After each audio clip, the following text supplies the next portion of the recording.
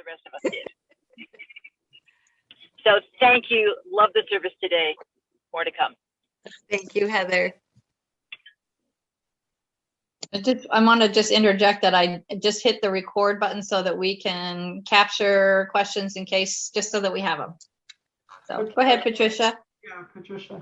I just have a very short thing. Ditto to Heather. Ditto, ditto, ditto. Thank you.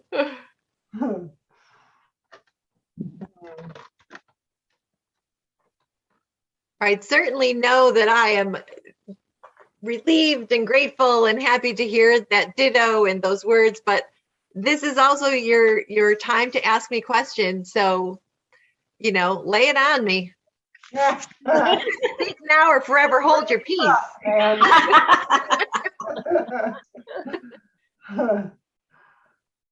Lisa, go ahead. Hi, Bridget. I'm sorry I missed your workshop yesterday, but I wanted to know what was the most impressive thing on you from the workshop about your time at Unity? That's a great question. I will say I found it really moving to know, like, I worked really hard to have that structure, the container for the day, be something that felt inviting and safe, and that there would be an experience. But it also takes people who were there being willing to show up for each other. And so the piece that I was so moved by was the incredible depth and humor and vulnerability and the real gift of hearing from people in the community who are willing to be vulnerable to each other, and then hearing afterwards how hungry people are for that, right? Because we've had so much that is, you know, socially distanced and all of those things, especially in this last year and a half. Gosh, what are we up to, 20 months? I don't even want to think about it.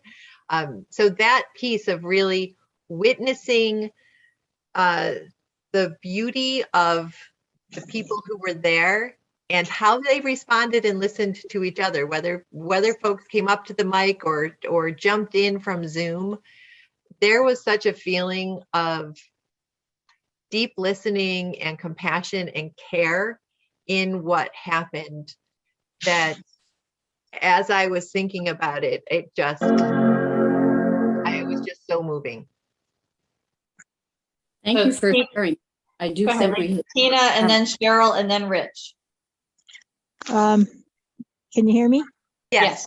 Okay. Now I just wanted to know, Bridget, what type of responsibilities you have in terms of other obligations. And also, I don't know what your living situation is as far as responsibilities at home with family. I'm just would like a feel for how much free time you have to devote to the church. That's a great question, Dina. Right now, at this point in my life, I have 4 adult children. 3 of the 4 are married. My son Billy, who was my absolutely beautiful, incredible tech guy yesterday, is getting married next summer. I have 2, as you all know, if you've heard me at all this summer, I have those 2 grandbabies. And, you know, an extended family, a lot of whom are local. But at this point in my life, I live alone. I bought a house in Albany. My intention when I moved back from my 4 years in the North Shore of Massachusetts, my intention was to really be here in Albany. So I am not working full time right now at anything else while all of this has unfolded. So it would be my intention that this would be my primary, other than those family those baby soulmates and all of that. Like that is then where my energies would shift. Thank you. Okay, Cheryl, and then Rich, and then Patricia. Hi, Reverend Brigid. Hi. I am very curious about whether or not you would have intentions to reach out to the surrounding capital region and especially to families with children, to bring this church alive with the youth ministry and keep it alive, because we're an aging population for the most part. How are we going to keep Unity in Albany going in the future? Cheryl, it's a great question, and it's not a question that only Unity in Albany is facing. Every person I know who is in leadership in any church of any denomination of any background is, well, except for like the really great big mega churches, there is that sense of the aging population within congregations and communities, and how to be a presence in the neighborhood, and how to really use my love of young people. I taught middle school English before that did not show up in today's message, but that was a big part of my life before the ministry piece. And then, of course, combining ministry and teaching over the last 4 years. I love young people. I would love for us to find ways to do that outreach together. I think, Cheryl, you've kind of, I think, leaned into something that feels really important, is how are we in this neighborhood, in this part of Albany, connecting to the people who live here. That might be an avenue. I love the fact that Unity is already connected to the Focus Churches group, because I feel like it is something that none of us are going to solve on our own. Families are so busy, and students and their parents are pulled in a million different directions. And yet I also know from my experiences that they're really hungry for some kind of connection to something that is bigger than doing homework and doing sports teams and things like that. So I think there's a lot of potential in that space. And I feel confident that, working together as Unity Albany community, and then with other partners in the city, we can make inroads into that. At least that is my deep, deep hope. Okay, so Rich is next, then Patricia, and Sherry, I see you. If you have asked your question and could you lower your hand, that would be great. Go ahead, Rich.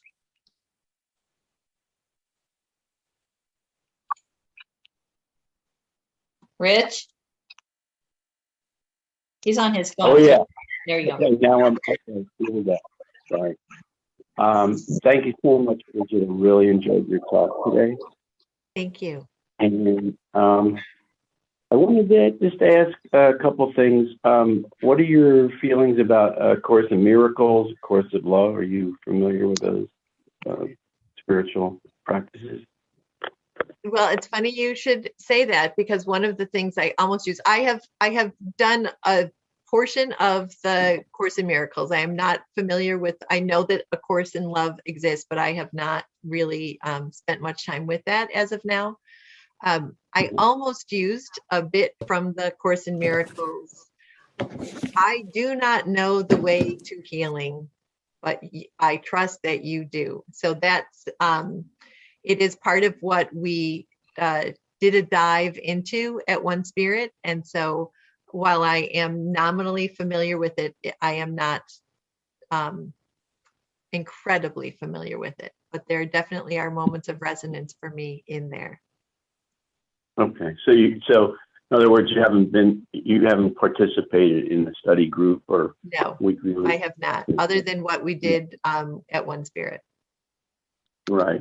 Yeah. Just an aside, just a comment about that. And I think every Unity church throughout the country, I think a few, it is part of the curriculum, so to speak. Mm-hmm. That's just an FYI. But Yeah, that's good. I'm glad that you shared that. I have one other question. Do you know your Enneagram number? I do. I'm a 9. Okay. Great. Okay, thank you. That I have done a deep dive into.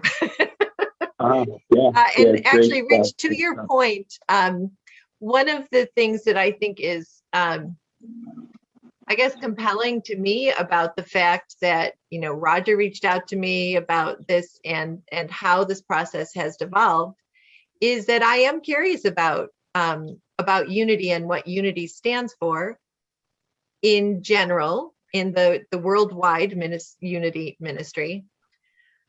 I'm curious and compelled by what I've learned so far of how that has grown and evolved here in this community. And I think it'll be an interesting evolution of coming to learn and grow from each other in those ways. Mhm. Yeah, I think 9 is a good number to have as a peacemaking. And I'm a 9 who's tried to do some inner work. Just saying. Yeah, do you know your wing is an 8 or a 1? I'm that one. I think I'm a 1, but Okay, every now and good. again that 8 shows up. Right. Okay, that's good. Thank Okay. you. Okay, I'm going to go ahead and mute you back again, Rich. Go ahead, Patricia. I want to ask the flip side of the question that was put forth before about whether you have enough time and so forth. The flip side of that is it sounds to me as if you have quite a background of family here who could support you. And it's important for a minister to have some support. Yes. From, and so I just thought maybe you'd say a little about that. People. Oh, I would be happy to. People who were here in the sanctuary today saw my mom and dad. They are not only my prayer partners, they are I am so blessed that they're still with me and that they're still with it. So there's that. I have a deep web of connections in Albany, which I'm hoping will come to bring some fruit here to this community, quite frankly. And I also know that I have key people in my life that I go to for that kind of safe space to get recharged, to share a meal, to, do all of the things that one needs to do when one is part of any kind of complex ecosystem of a community. Good. I think it's very important for a minister to have some support. And I will other say, than just in the church. Rather than, yes, exactly. And not to harp on those sweet babies, but honestly, part of the voice of God who said, what are you doing with this intellectual study of the untethered? Stop it. You just need to share your journey, was when I was rocking Eli on Friday afternoon. It's yeah, no. Oh, right. Duh. Share your journey. Invite people into their own journey. So support comes when I'm open to it as well. Exactly. And I will say that I feel very at one with that, because the reason I'm in Albany is that I had young children up here. And when I retired, I moved up here because of that, when they were little. So they're worth the upheaval of moving. And it's a good thing to do when they're little, because I did that, and now they're teenagers and more. Yeah. So it's a good time to do it. Thanks, Patricia. All right, Sherry. Okay, I want to ditto the dittos to begin with, Rev Brigid, and John's here too. So we want to make sure that oh my goodness, today you've got the Warrens, so Yay. not just me. And I want to just make a comment about yesterday before I ask my question, which is, the container that was created was so much more expansive than what I thought might happen, right? So when you come in with those human expectations, and then you actually just open fully and participate, it was extraordinary. And just thank you for that safe space that people came together in that hybrid way with Zoom and in the sanctuary. Just thank you. And, you know, the depth of today's message as well, in the inviting in and in the bringing in of more than just one view of the world, which I think Unity at Albany, to your point a minute ago, how have things evolved here? Mm-hmm. We're really a wisdom seeking group of folks who want to hear truth from lots of different angles. And through your one spirit, I'm, you know, invigorated and excited about that. So my question is around visioning and group visioning. And obviously we've been through quite a period, everyone has with COVID, but we, with our minister, our past minister leaving 2 weeks before COVID began, and now our most incredible board, I should have a list of adjectives about 10 miles long to be able to describe the work that the board has done to really hold the community together. But we're coming into a place that's really probably going to need some strategic visioning that, and I don't want to speak for you, but certainly heart-based, which seems like your forte. And I don't know if you can speak a little bit to how you feel about that, and, you know, what little bit you know that you might be able to say at this time. Knowing you're at. That is such a great question, and thank you for your comments. You know, and what I said earlier about, I know that I have it in me to craft a container, but it takes the willingness of everybody who's there to show up as well. And that's a similar thing, I think, with the visioning. I do have ideas about where I feel God is leading me and how I want to be loved in action in the world. I, of course, had, like, that was a big part of why I finally was like, oh yeah, share the journey. But you have a vision as a community. So I don't see that I'm going to come in here and say, okay, everybody, I've got this great vision. Like, this is how it's going, right? You are a community that has somehow managed to not only survive, but to thrive in a really challenging period of time for every single person in the whole world. In some level or another, we've all been affected by this. So the vision of moving forth will be a vision we craft together, and that will take time for us to come to know each other. I need to know who you are. I need to know what your individual visions are and how that helps shape the community vision. So we will have time to come to know each other initially before there's any big anything that happens, right? It's like we have this, boy, I just keep thinking about, I actually said yesterday when I was meeting with the board, it feels so much like I'm doing marriage preparation with couples getting ready to tie the knot. We have this, I hope, an ability to give each other the gift of time, of coming to know. There will be urgent things that need to, like, okay, we've got a minister here. We've got a board who's been really holding a lot of space. Let's shift some of that energy, right? Yes. And then in that, pause together, listen to each other, and see where the growing needs to happen, and figure that out together. I absolutely trust that we can do that. Thank you so much. Welcome. Thank you, Sherry. Donna, and then Sam, and then Jeannie. So I really loved your workshop yesterday, and it was so moving, and there was a container where people could feel, you know, in touch with their soft spot and vulnerability. And I'm excited to potentially have you as our minister. I have a couple things. I'm wondering if when we're doing the meditation, if we could have like 3 minutes or so in just complete silence at the end. I know that, what are you doing? Stop. That when someone is talking, I can't really go inside. So that was one thing. The other was more comments on what other people have just said. Sorry, my cat is being crazy. Stop it. I think she wants to be in on this and trying to get attention. I think it was Sherry who said that we have, at least in our Unity Church, come from a lot of angles, some Buddhist flavoring, some Course in Miracles flavoring, etc.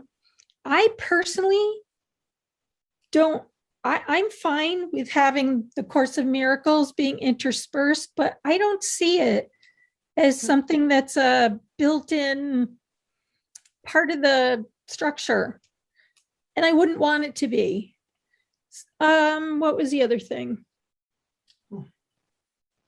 And the other thing is when you were talking a minute ago or so about, being in your head and trying to think of what you wanted to say,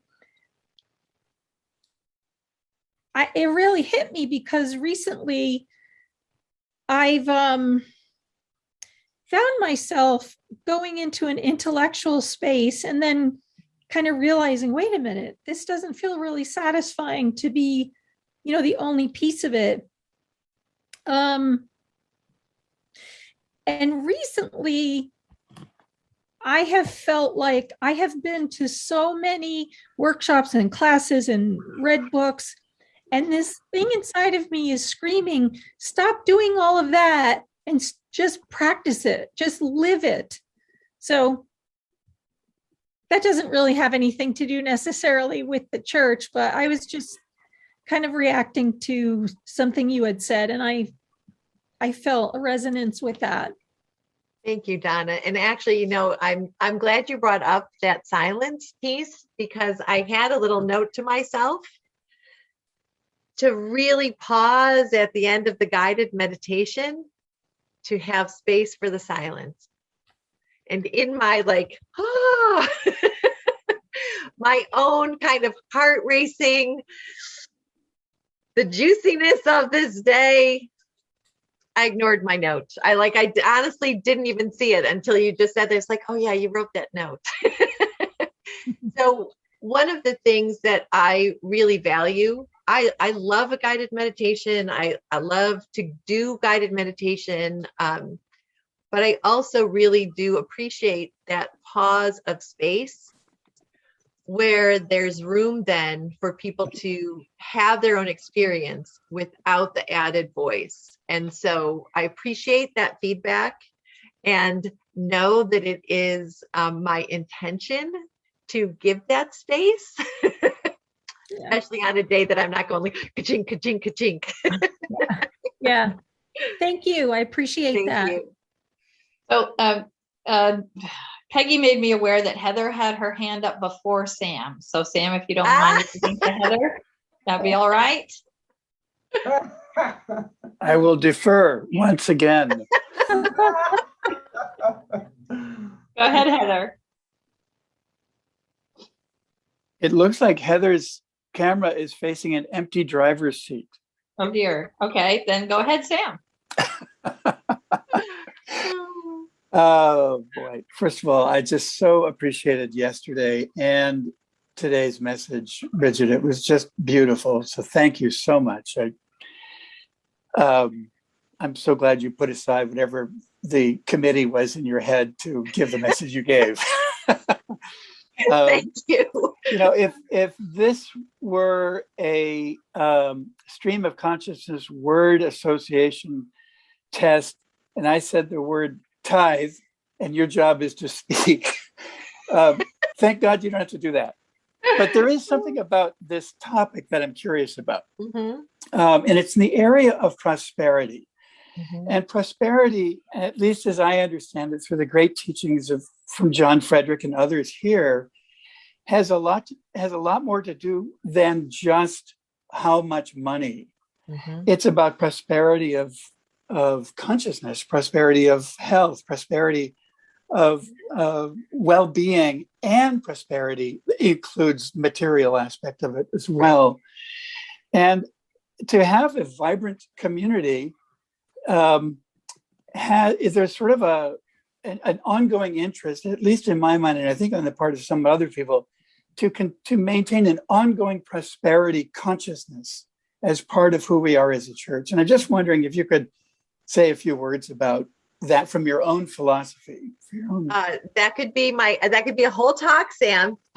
Gotta get or down. many. Or many. Oh my goodness. Thank you for that question. So one of the reasons that I really felt compelled to share the actual words from my consciousness writing that night is because part of where the dark chain of doom was leading me in January and December was totally fear about how am I going to make my way in the world. That 5% that I mentioned at this really beautiful, compelling school involved some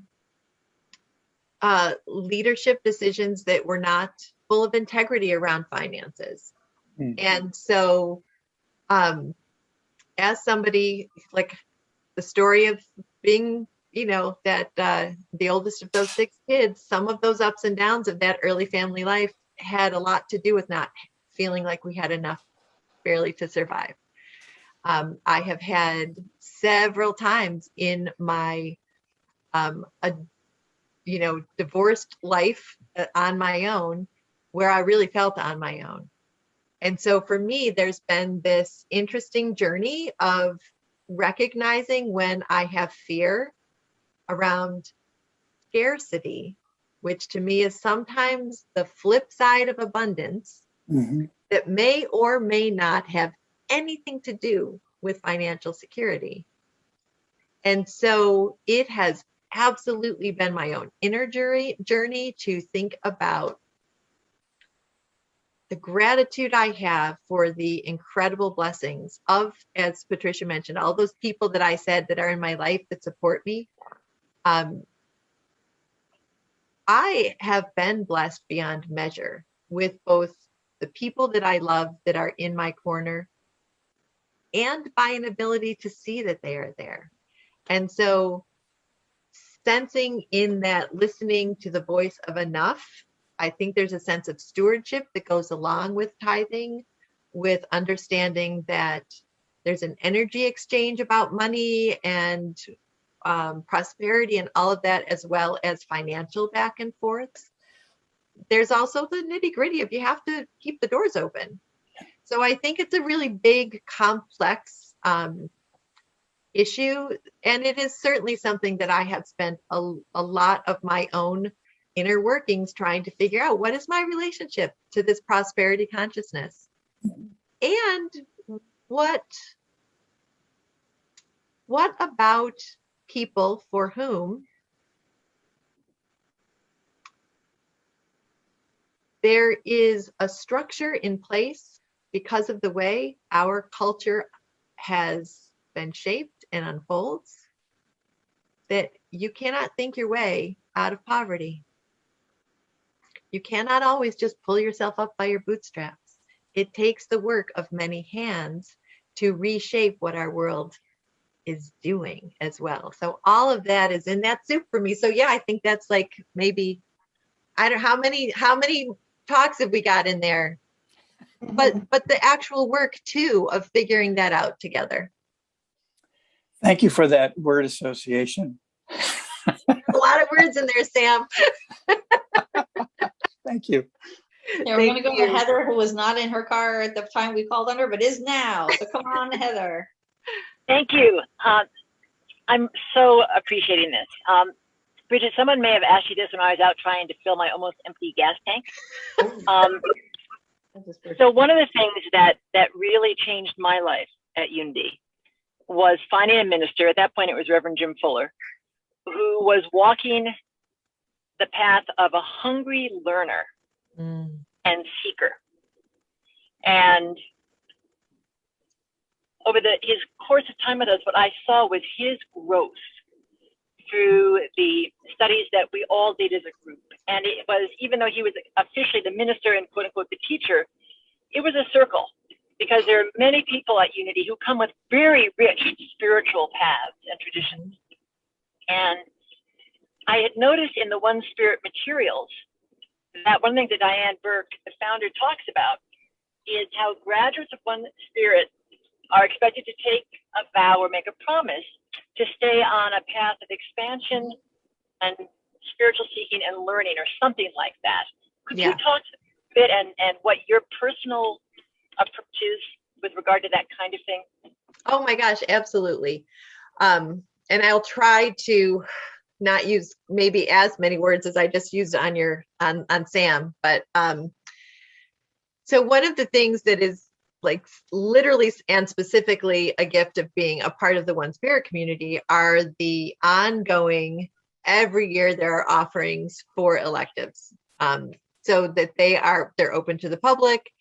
There's an expectation that that is where my ministry affiliation is officially from. So like I pay my affiliation dues and I always bump it up so I can take at least 4 classes a year. I have taken classes on Rumi, on the Kabbalah, on death and dying. I have taught classes on building your weddings ministry and business with my friend Sue. So it's absolutely one of the avenues that I seek out. The gift of having been a teacher for the last 4 years and having this open ability to shape electives that resonate for me, that I hope would also resonate with high school students, is I have found sources that I may never have found otherwise. And certainly, I would say the hallmark of my teaching is kind of what you saw yesterday. It's that an understanding that as the teacher in the room, I'm going to set up the container. I'm going to set that space, but then I'm going to invite everybody in and I'm going to be blown away and learn in that. So it's actual like books that I'm reading. It's grappling with something like the Untethered Soul that I have to say, it's kind of breaking my brain. It is reading Jan Richardson over and over again because that feeds my heart, and it is open to where and how am I learning from the people who are in my path. And that to me is also the beauty of community and why I can never do any of that learning and growing completely on my own. Okay, Jeannie, then Pete, then Trudy. Okay. First of all, I really loved your service and the workshop that I attended. And I think it was brilliant, the workshop idea. We did have a candidate who told us that his way of getting to know us was he was going to go to dinner at all of our houses. He was going to get invited. I'm so glad that's not your approach. Hello. It would get you some dinners, but I don't know.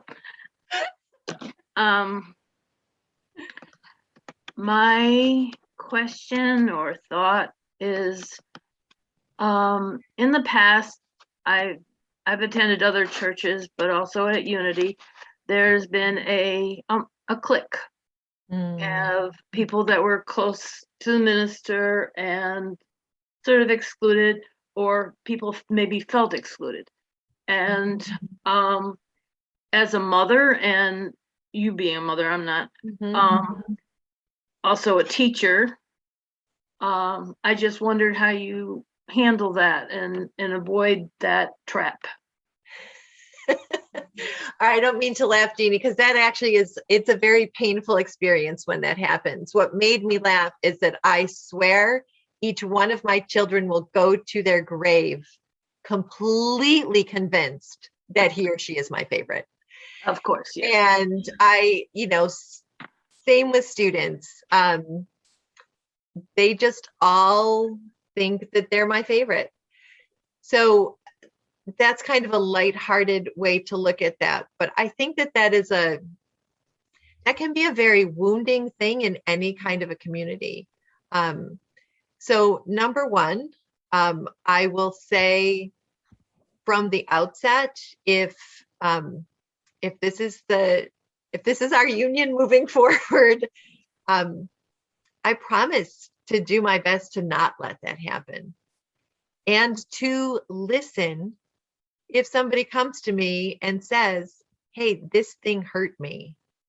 I felt like I was on the outside of this thing. My default is warmth and humor, and I sometimes misstep. So that's I guess, I think it's a really powerful question you asked, Jeannie. Does that answer it enough? Yes, I think that just there are times that there are people who are silent stars that we all maybe sometimes overlook. Yes. So. And I think too, the gift of coming to this from having been, knee deep in the ecosystem of an all-girls high school. I will say that sometimes it's those quiet ones in the back of the room who then come out with something that just silences the room with its depth. And those moments are the moments I lived for as a teacher. Thank so you. We'll find our way. Yes, you will. Thank you. Okay, go ahead, Pete, and then Trudy. All right. I'm exercising here, so trying to do my self-care today. Before I don't want to. Well, first of all, I really appreciated the service today. I really appreciated the talk, Brigid.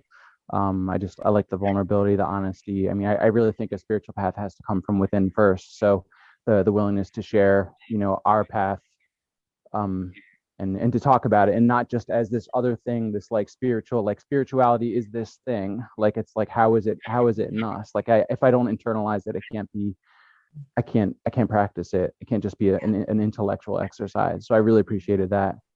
I have sort of a two-part question. So one is about, so when Steve was with us, he was our interim minister, he talked a lot about this idea. I hadn't heard too much before him, but I hadn't heard the term before, but I'd experienced it of spiritual bypassing. And I think that's one of the challenges of being too intellectual about spiritual ideas and books. And I love the idea of, like, I loved how studious Jim was, who was our minister before our last. And towards the end, I started to get to a place where I experienced some of what he talked about as being like very much like the book The Secret, which is just like, just imagine it, just do this stuff, and life will unfold, and don't feel bad feelings and don't have bad thoughts, because that's going to create, and I think there's also wisdom in it. It's just like if it's over applied. So right. I'd like to hear your thoughts on that. I'm sorry to ask a two-parter. The other one is, I think, a lot quicker, because we've been through several ministers and then COVID. We've been hit pretty hard as a community on a number of levels. Certainly our population. I'd like to hear your thoughts on what you think builds back, but also just want to insert one of the things I love that I heard secondhand that Jim used to say. I think Heather used to say this, was that Jim used to talk about growing deeper rather than larger. And I think that's such an important way to have your life become big, and to have a community feel big is by being deeply connected. And then that, to me, is like very attractive, and also brings in the kind of energy. Like, it wouldn't be great if we got 500 people and it wasn't in alignment, right? So right. So there's two parts. I'd love to hear your thoughts. Thanks. Oh, what a great two-parter. First of all, I love that. I think Dottie shared that with me at some point too, what Jim had said about growing deeper before you grow bigger. And it also reminded me of something that Diane Burke, Heather, said at One Spirit, which is there can be a tendency to think of interfaith as you're cherry picking, and you've got a shallow well. But the gift of going deeply into an interfaith or a multi-faith experience and seeing that unifying consciousness underneath is that you dig a deep well with a lot of different spoons. So I look at my mom and dad, who are Catholic in a beautiful way. They really are. And I'll butcher this line from Parker Palmer. About when an organization is in that flux, sometimes it doesn't change until people leave it to say, this is wrong. I can't be a part of this diminishment anymore. And sometimes people stay in and try and change it from within. My folks have stayed within, but they've allowed that to keep expanding. Their deep well, which they've dug with one spoon, has inroads from other things. I feel like I have a deep well that I have dug from many spoons, and the spiritual bypass piece, that danger part of, if I'm not positive enough, oh my gosh, I just had a negative thought. I'm gonna break my world now. That eliminates the kind of deep looking that we have to do sometimes into our own shadow, into our wounds, and bring them to light and do the work to heal those spaces. That is deep, hard work sometimes. Sometimes it's joyful, light-giving work. And so those things can go hand in hand. And I think always for me, the gift of a spiritual community and a spiritual friendship with others who are doing that is, if I'm getting in a bypassing mode, or I'm forgetting that I'm whirling around in positivity and I'm not looking at a reality. I have people in my life who say, hey, let's slow down. Where's this going? Where's this coming from? So I think that is part of the gift of spiritual community, is that we hold each other to that, so that we're going deep, that we create the safety together to go deep, and we challenge each other. I mean, that, my friend Casey saying to me, so if you weren't afraid of how you're going to pay for it, literally those are her words, because they've never left my thinking mind.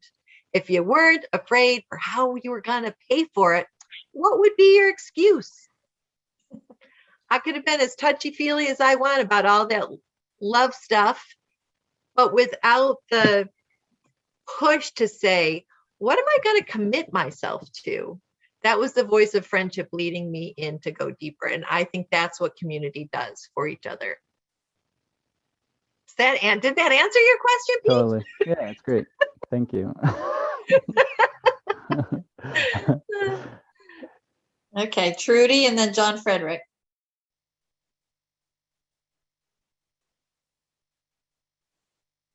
All right, now can you hear me? Did I do it right? Now. There you go. All right. I was in the not the nursery, as she called it, the art room. Oh, nice. She changed the name. When I was watching her one day, she said, we were in the playroom for a while, and she said, I want to go to the art room. And I kind of like, okay, let's go there. I didn't know where we were going. And it was the classroom. We used to call it the classroom, and it's the art room. So that's what I'm calling it now. But anyways, so I was listening to your talk this morning on my phone that I didn't know how to work very well, but we got there. And I did a lot of the things that people have said on this call. But since COVID, and I've gone through a lot of the ministers. I've been in Unity Church for 20 plus years, a lot of pluses after the 20. So at any rate, and I was raised Catholic, and then I went to born again for like 20 years or 22 years, and then I landed in Unity. So I've got a lot of melting pots that I also pull from. And since COVID hit, I started taking a lot of online courses. But most of them have been with angels and auras and all spirits. And so the this morning and Unity Church, as far as I see it now, and I've got to admit, most of those 22 years plus have been in the nursery ring, the Sunday school ring. And I'm going to be 70 soon, so I may not be able to be doing this too much longer. Even though I love kids, it takes a lot of energy. Mm-hmm. And like today, even there was only one, and I'm glad there wasn't five. Because the old gray mare, she ain't what she used to be. But anyways, so I've gotten really into, as I said, angels and auras. Would there be any place for that in Unity Church in Albany? Because that's really what I'm called to. As a matter of fact, one of the messages this morning, that because I also pull, and I've really been only doing since a little before COVID hit. But one of the messages, Spirit is, one of them is, Spirit is listening. New opportunities will present itself. And talked about coming together with old friends and what have you. And this is the spirit or a spirit of the wisdom, I don't know, oracle. And then I did the tarot card. This one is guardian angels. And it was balance and playfulness and prioritize. And there was messages in the little book here, but it basically said the same thing. Would there be any, and I've learned a lot of new words. Speaking of, I never knew what a Cleon was before I started taking these courses, and they talked about Cleons in here, messages from the divine, and looking for the signs. So would there be anything, or are we going to just keep doing books? Because I love Unity Church. As I said, I've been there for a long, long time. But I happen to have grown during COVID, which was a good thing. But we're not going to be in COVID forever. Oh, we all hope that we're not going to be in COVID forever. And so where do I go? So Trudy, that's such an interesting question. So I like to think that there is a lot about the universe that I haven't figured out. And I also know that the sacred is everywhere around us. And I have received insight and messages from pointed questions of friends, from something that I happened to come across, from Rob Bresney's free will horoscope, because it's so much about archetypes and psychology and not about, whatever. So if we are open to receiving, and not even receiving, because, right, we're talking about the voice of God within. Right.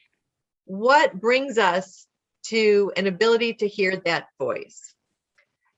And what keeps us from hearing that voice well? So that I have an openness to explore where people are at in that, and I feel like we can find wisdom together in all kinds of ways. So I'm not going to commit to we're going to have a tarot reading at a Sunday service. I do have I have a beautiful set of angel cards that a friend gave me. I love the messages from those. So I guess the takeaway that I'd love for you to know from this is that, I think that that wisdom within is revealed in so many different ways. And it'll be an exciting thing to learn and discover from and with each other. Okay, so John Frederick. Hi, thanks. Are you Bridget. really in Paris, John? I have my French doors right here. Zut alors! C'est magnifique! So I missed the first 20 minutes or so. So if this question has already been discussed, just let me know and I'll watch the recording. Okay. And it's really kind of funny, bookending Trudy's question on the one side and mine on the other.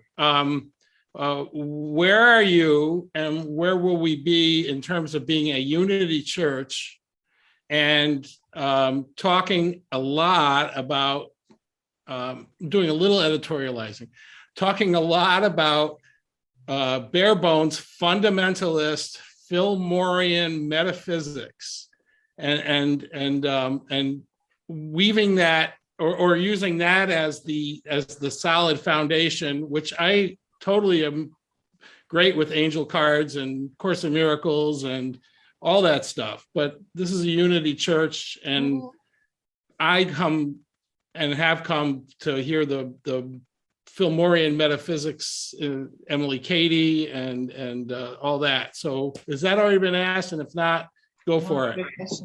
I don't think it's really been asked in quite that way, John. And it's a really great, it's a fair question, and it's a good question.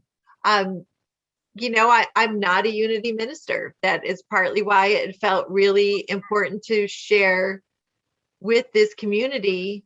How did I even come to be a minister? Because I think it's a, you know, I do think I often call it my backdoor path to ministry.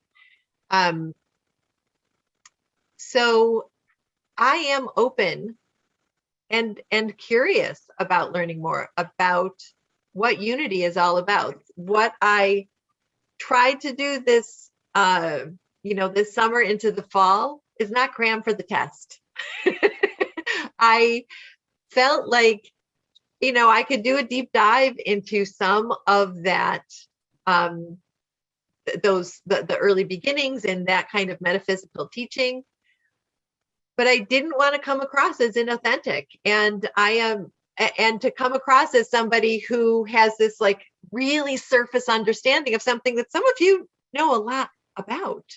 So I'm open. I am curious about where we are already, because I see already so many places where my own spirituality is in alignment with what I know of the people I've come to know in this community, where it's in alignment with unity principles as I understand them in this, you know, novice beginner way. So I'm willing to learn and grow in that understanding of what unity is all about. Of course, otherwise I would have told Roger, no, I'm not interested, right? Like there's something about what unity is, how unity is lived in this particular community that I find really compelling, and that it feels like God has had a hand in this. So like I'm open to all of that, John. So that's kind of where I'm at right now. Does that answer your question? Yeah, I like that. You know, I mean, that would be my knee-jerk reaction. Oh, I've got to cram for the test and impress them, and not come And off. you would have spotted that as a fake from a mile away. Yeah, you all would have. Just that, and I'll shut up. It's really not a follow-up, but Unity was founded, and Dennis will. I always turn to Dennis to correct or affirm what I'm saying, as a supplement to all these other religions and faiths. So there's nothing incompatible to me about interfaith and unity. It's just that unity for me is the floor. Got you. Okay, thanks for that image. I want to add something here as co-chair of the Search and Find Committee, who has been in long contact with Unity Worldwide Ministries around hiring someone who is not an ordained Unity minister. And there is a path called special dispensation, which we would be on with Brigid, should Brigid come to this church. And that path of special dispensation with UWM includes Brigid studying through Unity Worldwide Ministries towards her ordination as a Unity minister. Now, that may be a path over a number of years, and Brigid gets to define how quickly she rolls down that path. But I really want to make the point that this is not just, well, we're going to now go a wild stray away from Unity. There's a direct ongoing link with the Unity principles and Unity philosophy. So just wanted to add that. And I am not suddenly starting Our Lady of the Barefoot Dancers here at Unity Albany. Although we could dance barefoot once in a while if we want to. Okay, so Dennis. I'm sorry, Heather. I'm sorry, Dennis. Heather had her hand up again, but Dennis hasn't yet had a chance. Heather, could we defer to those who haven't yet had a chance? Okay, Heather. I mean, Dennis.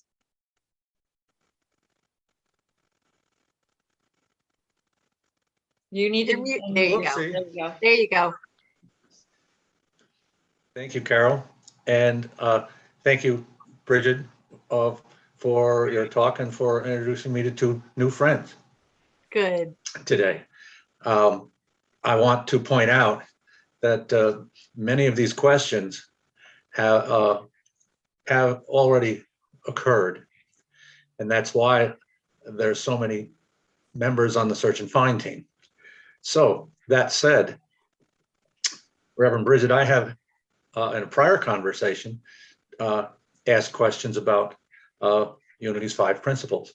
And so today I'll reveal one of the experiences that caused me to ask those questions. As Trudy said, she and I have been here 27 or more years. And over that time, we've known 5 different ministers. And over that time, since I joined the prayer team pretty early on, I have experienced times when there were many folks requesting prayer and few folks requesting prayer at other times. And if I overlay that experience over the tenures of those 1, 2, 3, 4, 5 ministers, it shows that certain people were perhaps not giving that particular principle its due. So it was for that reason that I asked you about in this prior conversation about the 5 principles. Enough from Dennis. Thank you, Dennis. And, you know, just to circle back to your prayer ministry, which was not a part of your question, it's funny that that was the piece of like the childhood stem of my spiritual journey, or the beginnings, that is the piece that felt like it came forward when I was writing and thinking about what to share with you all today. I actually would love for my, you know, my mom, who is really like, she prays all the time. My parents pray together every morning for an hour. They do their morning offices. They have a book of intentions. I have a book of intentions. Like, that is really steeped in them and steeped in me. I love the unity message, as I understand it today, of prayer. And I would love for my mom, whose heart I think gets broken sometimes by all of the people she's holding in prayer, that there's an element that this in no way am I feeling anything but love and compassion for my mother and her tender heart in this moment, when I'm about to say that it's like she brings it to God and then pulls it back to herself, brings it to God and pulls it back. That's such a human, right? That's what we do in our humanity often. And so I think that this is something that I will be able to invite my mom to understand in a different way, or to experience in a different way. When I was freaking out about those 2 babies being born, I called the Silent Unity prayer line and received the gift of praying with a complete stranger who reminded me in that moment when my fear had taken hold that God was with me in everything, and that healing and safety was all around us. No matter what the outcome might look like, the healing was there. And it just calmed me down 1,000%. So Dennis, I really respect and appreciate your prayer ministry. And I appreciate that question about the unity principles, and the deep conversation that your questions today have all given me to think about, if this is the thing that we've called in for each other, how will that, I know you'll push me to grow. As a community, I know you'll push me to grow. And I imagine I will push you to grow as well. And so finding that common ground as a starting point, and to come back to Sherry's question about visioning, envisioning where that floor, Don, where that floor, how we build from there together, that to me is just exciting. Well, sometimes nerve-wracking, but really exciting. So that wasn't specific to a question, but those, I don't know, those thoughts kind of were just kind of floating around, kind of tying together some of the questions and comments from folks. Yes, Pete, that is true. Heather, go ahead. Go ahead, Heather, and then Donna. So Jean on Paris basically asked my question, but I'm delighted as I'm taking in your response, Brigid, and also thinking about how perfect it is to have you step in, if that union is to be, as an interfaith minister. Because I actually believe we are an interfaith community, whether we've called ourselves that or not. We had UWM say to us earlier this year, you know, you guys are going to need somebody who basically is multi-faith or interfaith, because that's what our congregation is, in fact. And I love that you've expressed a willingness to walk the special dispensation path to unity ordination, because you will bring us along with you.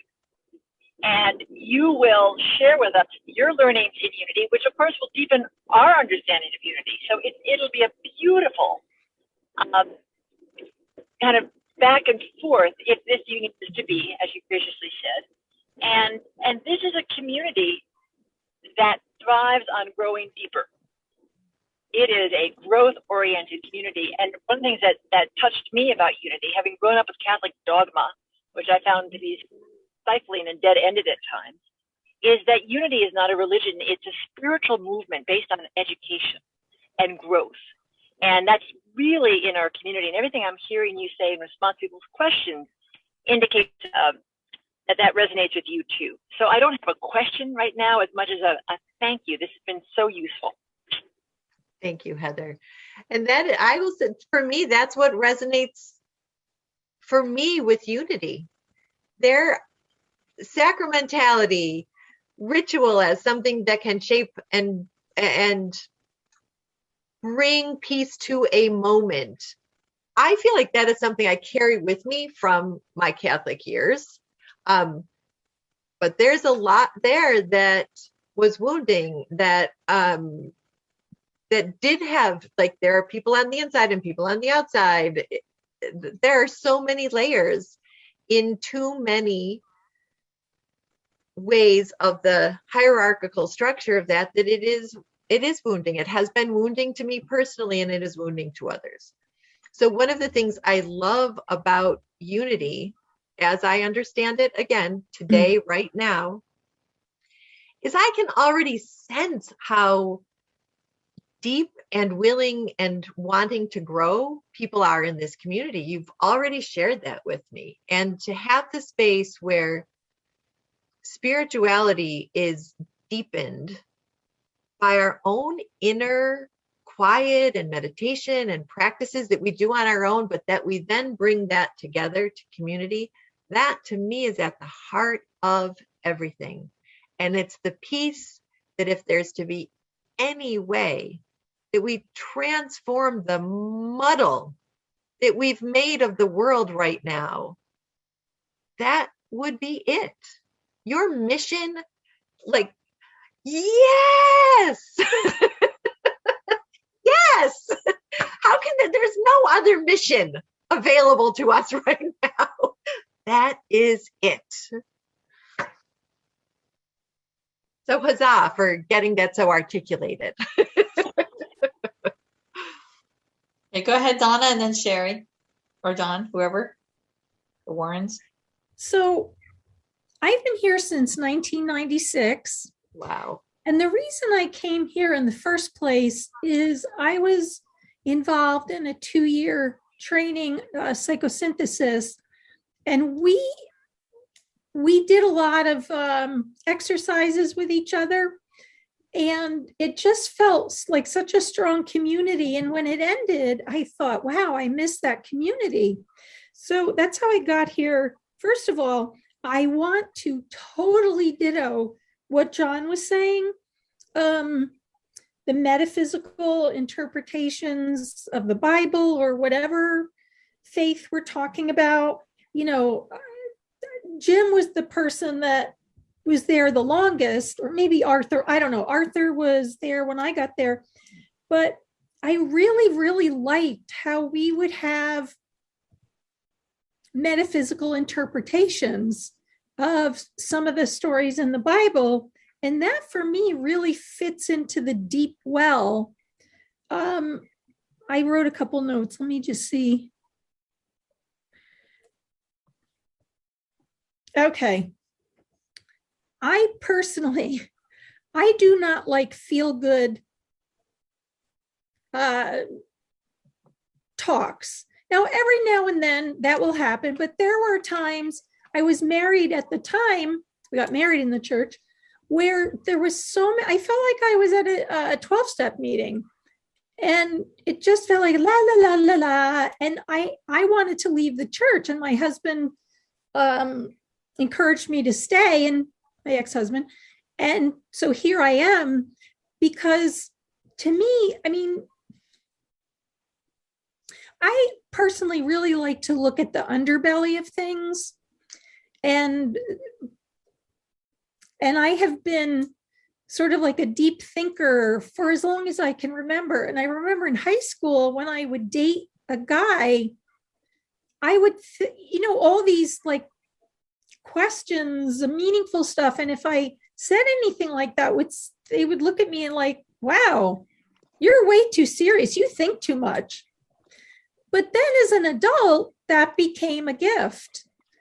And for me, the growth is like digging down and looking. And I think I've said enough about that. One thing I want to mention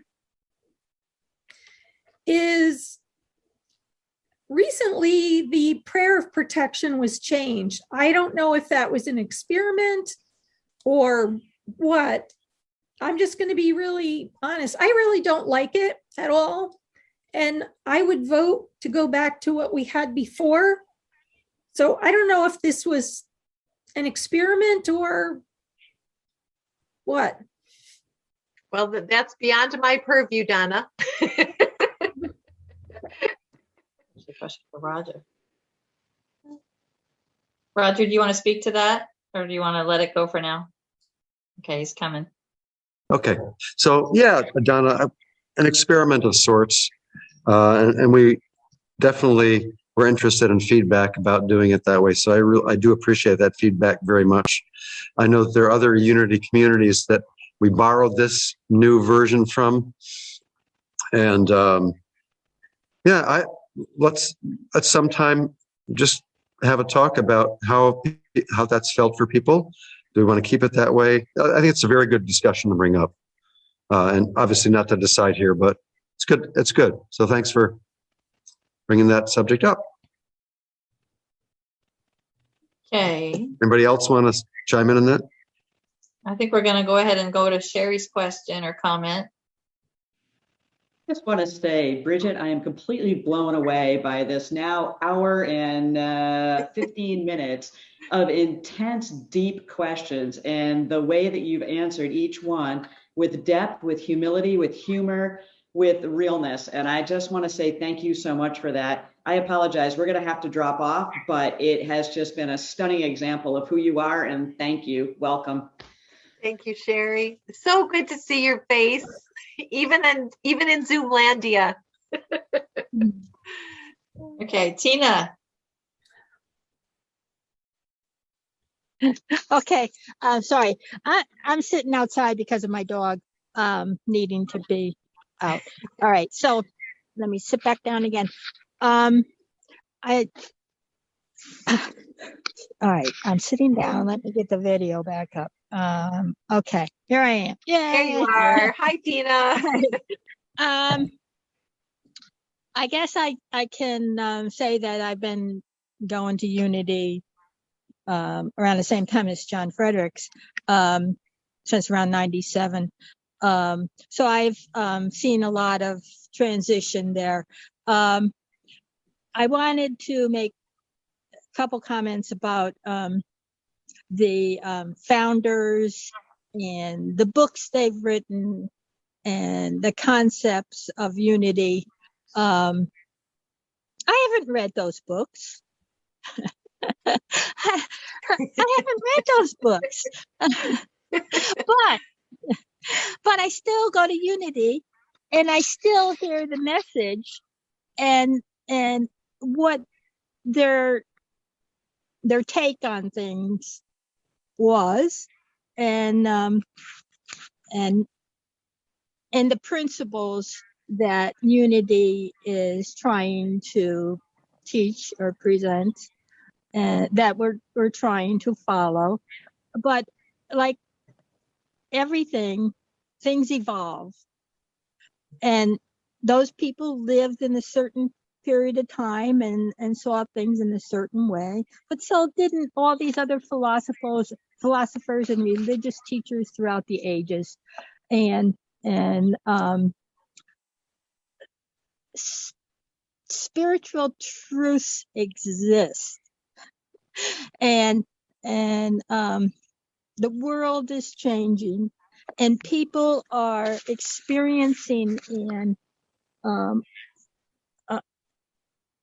intuiting those spiritual truths all the time. And it's just like Brigid got a calling or got a message. She was drawn to us to possibly be our chosen one to be a leader, and what with a Catholic background, right? But also interfaith, but most of all, you have the spiritual insight and sensitivity to lead us, to help us grow and to perceive the truth of the Christ within each of us. And I don't know what more to say other than I like what you're saying. I like what you're presenting. I feel that you would be a good fit for the Unity Church. That's my vote. Tina, thank you for that. You know, in no false sense of humility in this, but really with a deep understanding of how that learning and growing happens, and trusting that process. I do think that I could be, as we kind of only half jokingly said yesterday, I could be your head collaborator. This is a very collaborative group of people. I don't see myself ever as having all the answers. I didn't as a parent.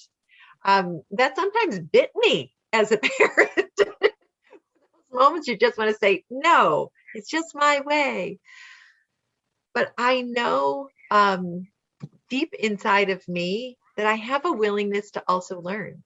Mm-hmm. And that this group of people, as I have come to know you so far, you are clearly open to learning and thinking and praying and being led in wisdom. And that would be a two-way street. And yet I also know there's a need for some, as I said, I think maybe I said that earlier, that, right, that this board who has held things together, you need somebody to be able to step in and take some of the weight off of their shoulders. And so how might we do that growing together is an exciting potential. So thanks, Tina. You're welcome. Thank you very much. Carol, I'm going to ask you to wait for Gary and Sharon since they haven't yet had a chance. Thank you. Go ahead, Gary. Thank you, Carol. Richard, I want to express my appreciation for your being here today. I'm thinking, I've sat in job interviews too, and boy, oh boy. But we're a fairly mellow crowd, so, and I think a good-hearted crowd, a spiritual crowd. So I think we've been, I should say more than fair. We've been fair and we've been open and listening. Mine is there's some questions behind what I want to say, but I also want to add some things too. You mentioned about being the head collaborator, and I like that. I'm thinking, at least for me, the church does not evolve around the minister. It's the community. People come up with lots of ideas. Most of them are fairly reasonable. So what I'm looking for, part of my question was about your management style. Like I said, that people come up with lots of ideas, and I'm not exactly asking for permission, but I want to and try to say how things work here. That you have an idea, you run with it, and just check in with them. And I hope you can continue with that. Gary, you broke up a little bit while you were saying that. Can you repeat that last sentence, please? I'm going to say, I hope that you can continue and go with that with us. Before that, the sentence before that. I can't remember. So it was about running, you have an idea, you're running with it. Then right, what? you let people run with it. And I'm just saying that we would let the minister know, and he or she would say, okay, just keep me informed. And I like that idea. At least that's the way I saw things. We've had guest speakers in the past 8-10 months, whatever the COVID. I hope we can continue with that. Maybe once a month or something like that. People from the community or even outside our community. So I just want to toss that out. I want to see that continue. One of the things that I really enjoyed with the ministers, with both Jim and with Crystal, is that they would take part. They would take part in a really get to know the minister, who he or she was, and to make the personal contact with. Gary, you're freezing again. Take part in what? Faith sharing groups. Oh, okay. Sorry, I guess I'm breaking up here. I hope you will continue with that. I'm thinking that it sounds like you have an awful lot to do. I'm thinking, well, you know what? A faith sharing group, maybe once a season, quote unquote, once in winter, once in spring, something like that. The minister would lead it. And that was the way, like I said, for me personally, that's the way I got to know the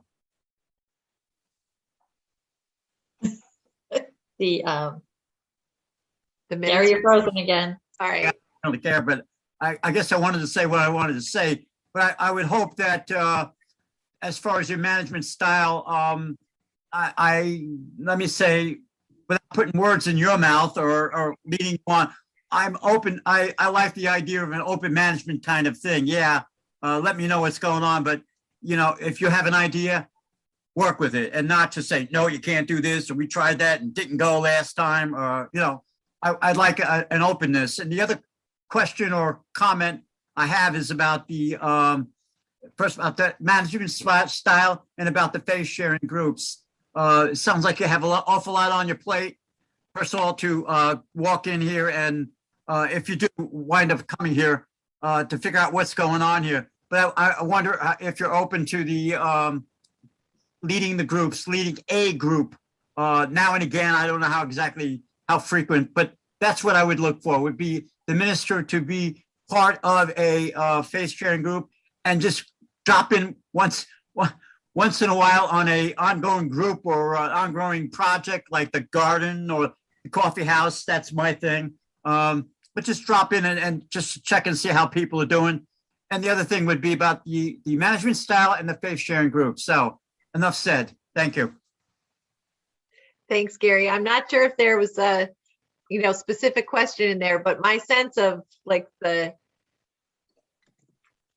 trajectory, first of all, I have a very, although I did ask Roger to print my stuff twice, 2 days in a row.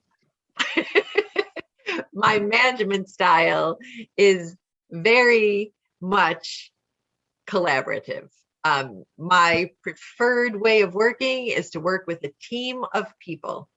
I know where the one part about your affirmation that I kind of chuckle at every single time is well organized. I'm a teacher, I'm not unorganized, but it is, I lean in towards warmth and welcome, and the growing, like, get it together piece is always, like managing the moving pieces. I love to do that on a team because then together we figure out where the strengths are and where we shore each other up. So that's my management style. And that is like the team who's kind of doing the day-to-day stuff, and then the bigger team of the whole community. And in terms of faith sharing and all of that and coming to know, I would see like priority number one,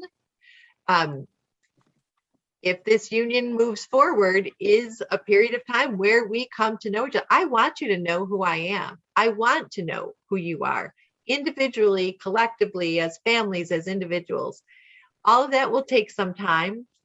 And I don't want to overcommit myself to programs and this and that. I love the idea of having guest speakers as well. I have so appreciated hearing from the members of this community when I've zoomed in, or because mostly I have watched on YouTube again, so I don't look like I'm cramming for the exam. And the other outside speakers, Mark Nepo is one of my spiritual mentors. I've done workshops with him online. My tattered copy of the Book of Awakenings, it's 16 years old, and I've folded down pages. So I love that idea of remaining open to other voices than just hearing my own. So an evolution of how that would grow is, is how I would see it. So thanks for that, Gary. All right, Okay. Sharon. Go ahead, Sharon. Hello, Brigid. Hi, Sharon.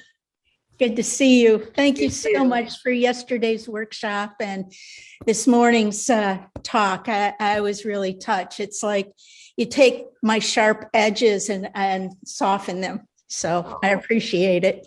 Thank you. After being on the search and find team, and I have no idea if I'm supposed to say this, but I am. We went through a lot of resumes. We went through, because everybody on the team was committed to find the right and perfect minister. And so then finally Brigid appeared, and we were like, what do you think? And after talking with your references, and especially one of the parents of one of the children you worked with at the school, I was truly touched, because he took his time out of his very busy schedule to write more than 2 or 3 paragraphs about his family's experience with you. And they were a family of a different faith. So I just like to say, I'm excited that you have applied, and I know that what we see here is the person that you are. So thank you. Thank you, Sharon. Thank you. I gave you that reference, or I gave the search team that reference. And I can tell like a little snippet of this story to illustrate without betraying their confidences. One of the worst bumbling blunders I made at Penguin Hall is in not really having the calendar set with all of the faith traditions' holy days. And we planned the sophomore retreat a couple of years ago on what was the evening beginning of Yom Kippur, of all things. Big oops. And in my rush to say, we'll fix this. Oh my gosh. I promised the family something that I could not actually deliver. We had so many things and moving pieces in place for this retreat that I could not actually move the day. So I really, my student was heartbroken. She felt like of all the people in her community to not get how important her religious high holy day was to her, it was her campus minister. I felt shame, regret. Oh my goodness. And so I called the dad who had reached out to me to say, you may not know this, but my kid is crying over this thing. We talked for about 20 minutes. I owned the mistake because that's all I could do at that point is say, I'm sorry, and what can I do? So we figured out together how to at least get her to the beginning of the the sophomore retreat, which was a service project helping to get the beds together for the Massachusetts Coalition for the Homeless, a Bed for Every Child program that she didn't want to miss. And then in the morning, she didn't want to miss her math exam, and he was going to have to bring his like 90-something-year-old mother to Temple, come to school to get his daughter, and then go back to Temple. And I said, well, what if I just bring her to Temple? And they invited me to share that service with them.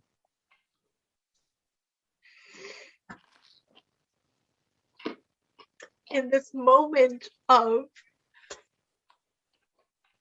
where I had so misstepped and so hurt this young person, turned into such a gift to be in that Yom Kippur space, which is all about letting go of the hurt and grievances of the year before and opening up for the coming year. They gave me such a gift to sit in. All I could picture was being at that deep well, being at that well with the Holy One. And to share that with it absolutely transformed my relationship with my student and with her family, and with my sense of what was possible in this community with people from so many different backgrounds, some with no religious identity or spirituality to speak of. It showed me what was possible when we could be together in that kind of safety and that space and that genuine back and forth. So Sharon, I'm and all of you, like, I guess, thank you for listening. Thank you for bringing that story back into my heart, because it was, yes, the healing power of forgiveness and atonement. So I can't promise you, if you decide to marry me, that I will never hurt you. It's not possible. You will sometimes hurt me. You may step on my toes also. What I can promise you is that if this union moves forward, we will figure it out together. If we decide that all of this, it feels so good and juicy in these beginning moments, is enough to move us forward together on that path, I will stay real with you. And I will expect that if you suspect I'm not being real with you, that you're going to call me on it. And I will do likewise. And we'll keep digging a deep well together. Okay, thank you. So there's been a question in the chat, but before we do that, if the Search and Find team feels comfortable doing that, about them talking more about their process. But before that, I'd like to get back to Cheryl, who's been waiting. Go ahead, Cheryl. Okay. I just want you to know that my heart is connecting with Reverend Brigid very much. And I do believe she'd be good for our community. And I just very much connected with John and Donna and Sam and Heather and Tina with the deep metaphysical messages that I seek. I've had the great pleasure of joining Hay House on numerous workshops with them in person, and I grew in leaps and bounds with them. And my whole life has been a seeking and a searching for that God connection. And basically my whole life, that was my rock. As a young person, it was Jesus all the way. And then I had a teacher in my 6th grade Sunday school class go on an adventure with us to all the different religions of the world. And ever since then, I've made connections and came to my own conclusion that there is one God, and each religion in the world, that it is all the same God. It's a different perspective of our one God and our unity. So just wanted to let you know I'm grateful for this opportunity to experience growth with you, or hopefully. Thank you. Thank you so much. Thank you, Cheryl. Before so Sue Oringle put in the chat whether the search and find team could talk more about the process. I'm not sure whether that's a comfortable thing, but I want to ask if there's any other questions or comments for Reverend Brigid before we go there. Gary, go ahead, Gary. Yeah, hi. Richard, last time I asked, I did not have a specific question. Now I do. We've had conflict here in the church at times. Not so much. Now, what I want to say is, what's your approach to conflict within the church? How would you handle it? And I also want to throw out a second question. What would be really no-nos for you? In other words, what really would yank your chain as far as what we did? So it would be a twofold question about conflict, how you would deal with it, and what really do you really don't really want us to do or don't like? Okay. I bet they're actually a little bit connected. I don't love conflict. I really would be just happier if we just kind of got along and sang Kumbaya and like it was all love all the time. I'd be super okay with that. That said, conflict happens. One of the things that yanks my chains is a feeling where I feel like somebody's made an assumption about me or about my motives, or I know that it seems like there's an assumption been made about a situation without asking to know more. So I love the 4 agreements. Don Miguel, all right, I'm just going to say it's been a long morning for me. Amen.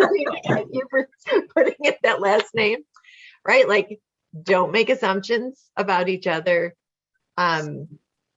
to ask for more information, to trust that we're showing up as our best, and to try not to take things personally in both the sense of I'm going to overinflate the importance of what I think I can do in this situation, and I'm going to overinflate how put upon I am in a situation. To me, that not taking it personally kind of goes in both of those directions. So that would be one of my big things. Like, if we can, I love the language that I see about agreeing to disagree in love that I see on the Unity website. Mm-hmm. I also know that we're humans, and sometimes my humanity shows, and it really bugs me about myself when my humanity is showing. So if we can hold each other to that kind of agreement, that we're going to agree to disagree in love, that we're going to bring things up in a respectful way, we're also going to understand that sometimes people have a flashpoint that we don't see coming. So I commit in my life to not just you, but in general to, I know the more I see how those roommates act in me, the less reactive I am and the higher flashpoint I have. I'm like a really good avocado oil as opposed to a really fruity olive oil. So that was a commitment I make to myself and that I would commit to as a community that I hope would be a mutual commitment, that we resolve conflict by working together to figure it out.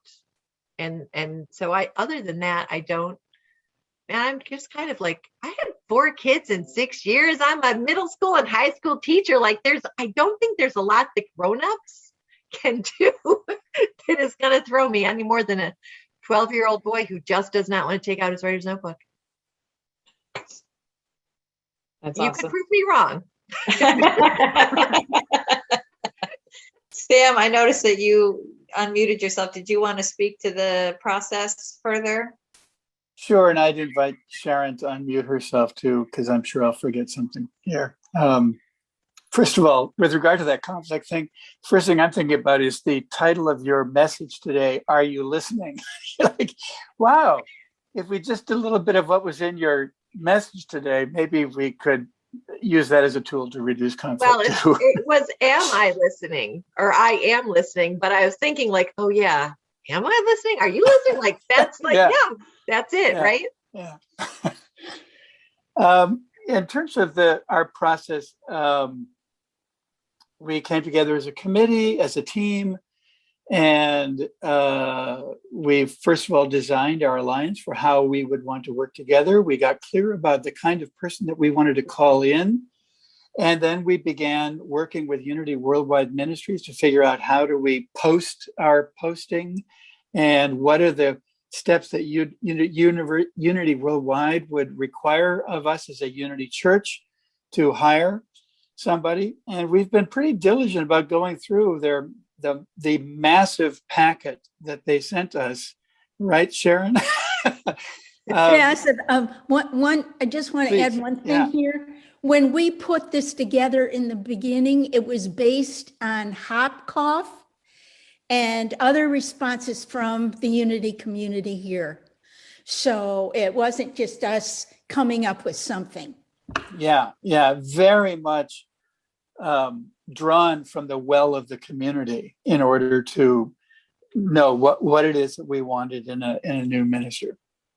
And so we certainly began receiving applications from applicants from the Unity Worldwide website. We diligently scheduled interviews, usually an hour and a half long. We would brief ourselves before the interview so we didn't overwhelm the applicant as a team. And then we would schedule another call with each other to debrief after each of the interviews. And there were some resumes that we received where after careful review, we would discuss as a team that they just didn't qualify to warrant having an interview. And from there, we moved forward to decide to look at having them come. Now, as it turns out, we were just unwilling to entertain an applicant who didn't rise to the standards of what our affirmation says at the beginning of each church service. And so I'm not going to say there was a flood of applicants, but there were applicants, and then none of them met our standard until this one here, the one on our screen. And so that's sort of the process. And then and we've also been working with Unity's special dispensation requirements. We've been in contact with Jim Fuller, who is a mentor for another non-Unity ordained minister who's serving a Unity church, to find out what his experience has been in serving in that role. And so it's been a pretty in-depth process. And Sharon, if I've missed anything, or any other member of our team, by all means, please weigh in here. I think that really covers it. Every person on the team was committed to this process, and we worked diligently, and we didn't, if maybe, let's say Sam or I said, well, we're going to not choose this, we're not going to choose this person. Well, that didn't work because everybody on the team had to agree.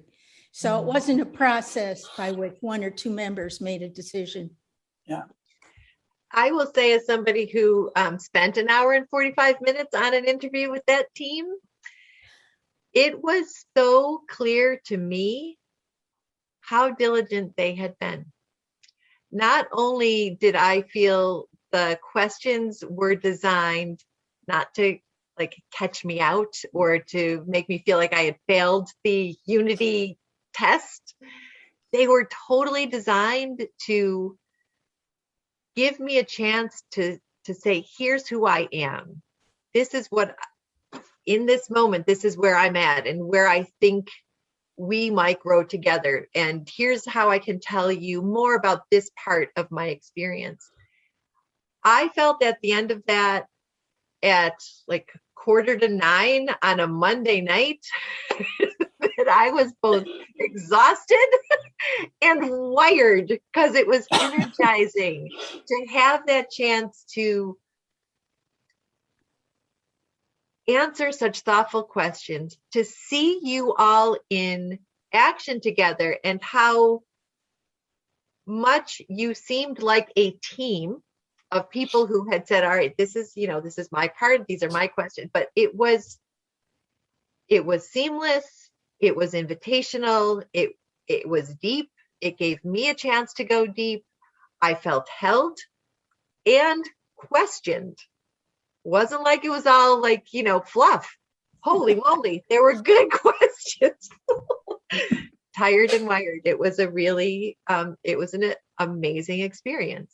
So so from that receiving end of the hard work that this team has done, I feel like their hard work gave me the confidence to say, if we move forward, I know what I can expect also, in ways that, I will say I haven't always had that with the job. There's here's this presentation of the shiny bits of us, and you're going to figure out the rest as you get in. I don't think there's a lot of not shiny for me to discover with Unity, but it was a very real, genuine experience to feel the hard work that had gone into those questions and the space that they carved out. And I'm sure it was a Monday night at 7:00 for a reason. People are busy and working, and still that whole team held that space so profoundly for us to get to know each other in that way. So kudos. I just want to add to that the board got wind of that happening as well. And so we joined together in the spiritual space of holding the space at the same time. And I probably had 40 people in my, they're all praying for me. There we go. My mom put it out on her prayer request, and I'm lighting candles. And that's awesome. All right. Any other questions from anybody, comments, anything else before we wrap this up today?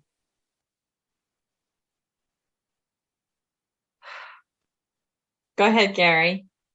I have a question for Bridget. Bridget, do you have any questions for us?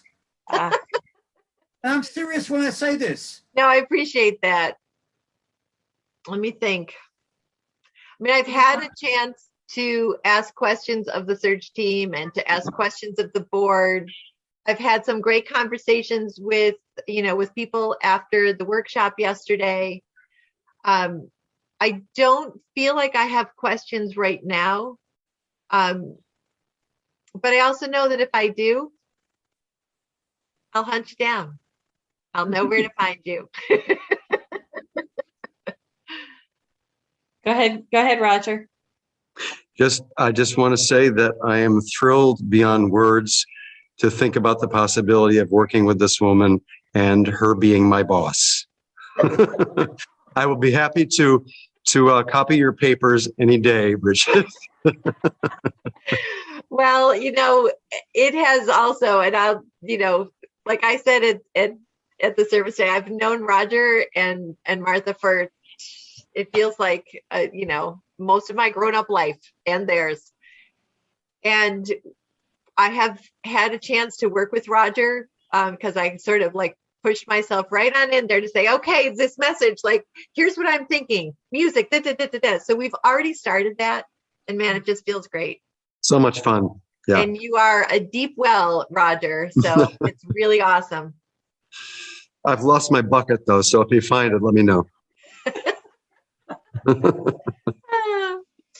Thank you. Thank you.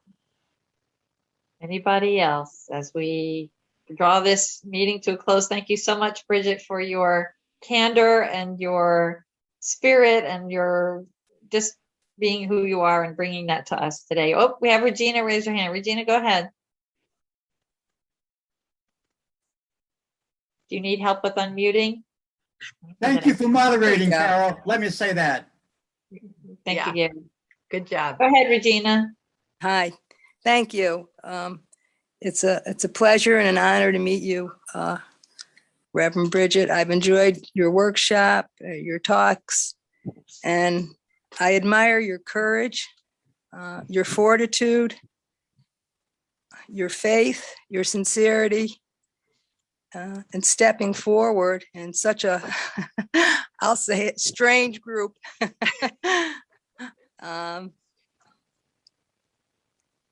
It's very wonderful, and I think starting with your poem yesterday, I am listening. To me, that encapsulates just what you've been doing. You're definitely using your ears to hear what our community is looking for, and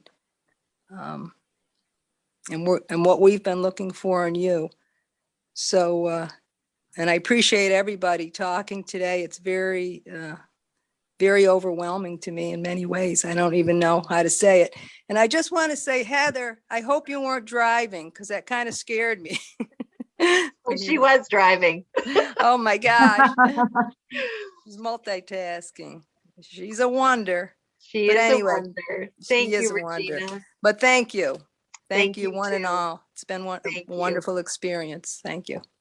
I'm probably going to have to go home and have a good cry to release all this buildup of emotion today. So I appreciate that too. I actually really do. Let me also remind everybody that Thursday at 5:30, we are going to have a Zoom with the board without Bridget present, so that if you have things that you want the board to know or questions for the board, that's a good time for you to come and join us for that Zoom. That link was sent out early during the last week. So come and join us for that if you have any other questions or comments. And I think we will wish everybody a lovely day today, and blessings to everybody. And thank you again, Bridget, so much. Thank you all. Thank you. Thank you all for this. Thank you. Thank you.